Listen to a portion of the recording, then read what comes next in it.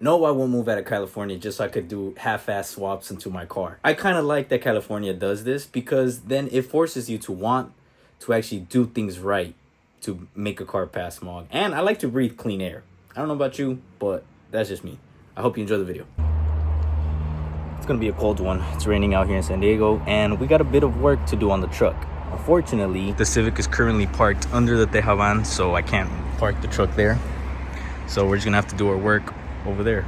Fortunately, it stopped raining for a bit, so I can work somewhat comfortably, and it looks like the sun's coming out.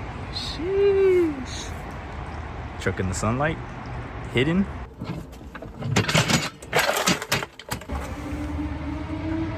The truck's tags are currently expired. Now, I paid for the tags, but when I took the truck to get smogged with my guy, it popped up that I need to go to a referee. So I don't know if that means that I got state refed or whatever, but this truck has a 305 small block Chevy, which is pretty much a 5-liter V8. And this car originally came with a V6. When all of that was swapped in, it doesn't pass smog legally in California. So I have an appointment on Friday. Today is Wednesday, and the car is not gonna pass. I already know, but I still want to go because I want to get the information needed to make this swap legal if possible. If I can't do that, then obviously I'll ask as many questions as I can then. In order to get to the appointment, we got to do some things to get the truck somewhat prepared, so we're not showing up disrespectfully unprepared. So for today, I want to do an oil change, and I want to clean out the engine bay a little bit, just remove some of the oil so that in preparation for Friday, I don't show up, all dirty and stuff like that. At least the guy could check it out and, give me some pointers on what I have to do to make the swap legal. Most stressful oil change I've ever done. It started raining a little bit, but at least we got it done. As you can see, under the vehicle, there's a lot of oil and dirt all under the car. So this is what I want to get rid of. Now, obviously, it's not going to be spotless or whatever, but I at least don't want it to look, all grimy like this. So I'm going to do my best. I got some grills, engine degreaser cleaner, and some brake parts cleaner. We're going to use that along with the brush, some paper towels, and we're just trying to get as much of this dirt off. Alrighty, after a lot of work, this is what the transmission is looking like. And then this is what the oil pan is looking like.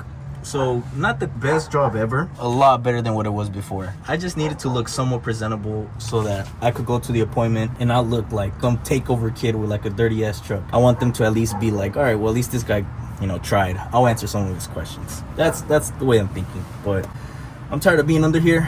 Let's clean up and go to the car wash.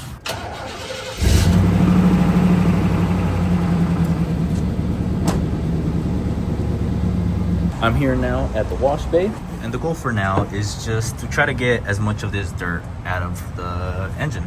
I spilled a little bit of oil since I couldn't find my funnel, and it started raining, so I started stressing out. So I tried to pour it, and then clearly I missed. A bunch of oil just caked onto the block, the head, and try to get as much of it out of there. We'll cover this, and we'll just try to keep as much of the electricals good. I am a little bit worried because this is an older truck, and the wiring might be a little bit spliced into and stuff on some spots, but I'm gonna do my best and hopefully everything goes well.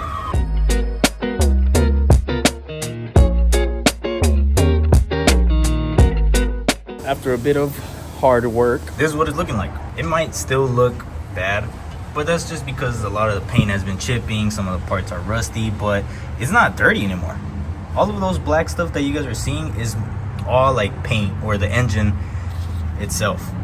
And I cleaned it twice. I even started washing some things around the engine bay just to make things a little bit cleaner. And then I hit it with the Blasto Dry, tried getting as much water out of everywhere. I'm gonna get the towels or the paper towels, and I'm just go over some things right now, but I just kind of wanted to show you guys what it was looking like. I guess I didn't click record, but I started the truck. So far so good. I turned on the lights. Everything seems to check out as of right now. But I'm gonna let it run for just a little bit, and then we'll just see if any weird stuff start acting up. But we are done for today, finally, because it is cold and I'm all wet. At Southwestern College, at their automotive department, that's where the referee is at.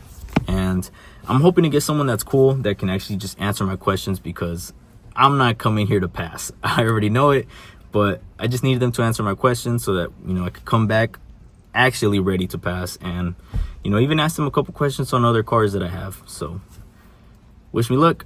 I'll see you guys in a bit. Ferrero Rocher has to be like one of the best chocolates ever.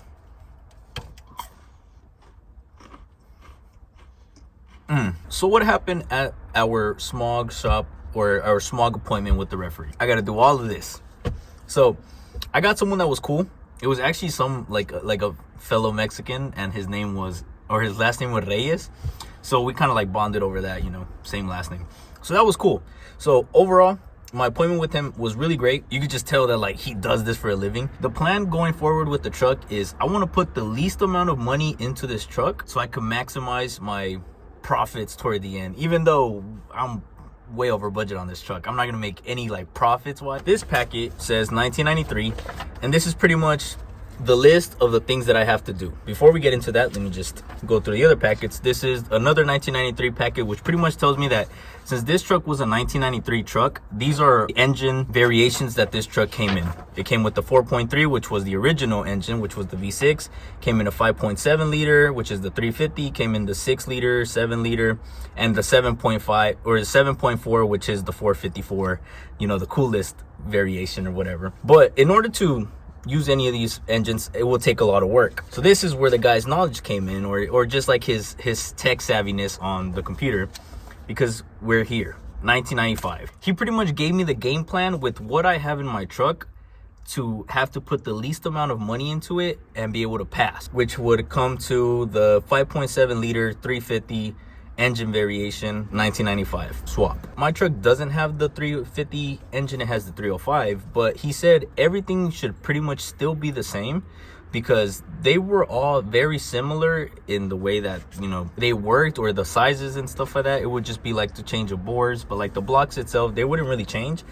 So in 1995, it came with exhaust gas recirculation, 3-way catalytic converter, heated oxygen sensor, and throttle body fuel injection. As long as my vehicle has all of these 4 things, he will pass me as like a replacement engine, since it was an engine that was offered in 1995. In order to pass for my next appointment, I need to make sure that I have my timing connector, I need to have my timing of specs or whatever, which I think he will check, or if not, I need to take it to a mechanic and have them write down what the timing of specs are. I need to have my pipes of the exhaust redone, cover the wires with tape, make sure, you know, all the harness looks professional, it doesn't look like it's just random wires everywhere. Follow the vacuum diagram, so make sure that all the sensors that the engine came with are there, and there's like a hose from like the air filter down to the exhaust that just kind of transfers heat into the intake. I think that is pretty much my list of things that I need to do in order to pass inspection and be able to have a legal swap into this car. Because the only reason it's sort of easy is because it's OBD1. Once you get into OBD2, which is after I think 1995, so 1996, that's when you get OBD2 and things get a lot more difficult. But as of right now, this is what I have to deal with. I'm gonna try to find a mechanic that can help me out with a lot of the work, but that is gonna be the plan moving forward. If I talk a lot, please bear with me. I'm trying to explain myself and explain everything that he told me, so that any of you guys are out there trying to do a swap like this into one of your trucks, as long as it's OBD1, it's a lot more easy to do than an OBD2 type of thing. And you can always make an appointment with your local Smog referee. You could just go on asktheref.com and you could pretty much make an appointment right there. And my neighbor is just staring at me right now. I'm getting kind of shy, but that's enough yapping. I hope you guys enjoyed today's video. I'll see you guys in the next one. God bless. Echale Ganitas.